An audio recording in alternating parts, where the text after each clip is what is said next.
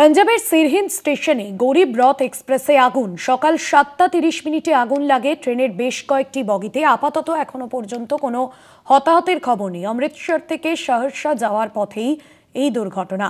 পাঞ্জাবের সিরহিন্দ স্টেশনে ট্রেনে আগুন। সকাল 7:30 আগুন লাগে ট্রেনের বেশ কয়েকটি বগিতে। অগ্নিকাণ্ডের ঘটনা সেভাবে বড় হয়নি, তবে যে ঘটনা ঘটেছে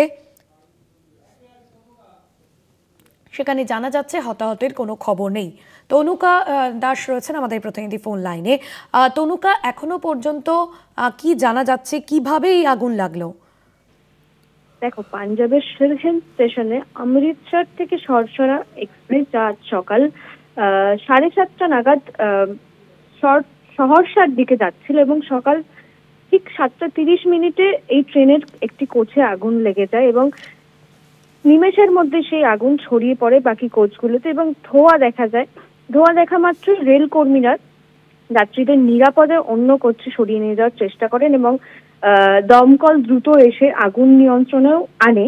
ফলে আগুন ছড়িয়ে পড়তে পারেনি সেভাবে, কিন্তু কোনো এছাড়াও এখনো পর্যন্ত কোনো হতাহতের খবরও সেভাবে মেলেনি। এখনো রেল কর্তৃপক্ষ তদন্ত চালাচ্ছে যে এই আগুনের সঠিক কারণটা কি সেটা জানার জন্য এবং প্রয়োজনীয় নিরাপত্তা ও পরীক্ষা শেষে ট্রেনটি সহসারের পথে রওনা হওয়ার কথাও রয়েছে। ধন্যবাদ তনুকা।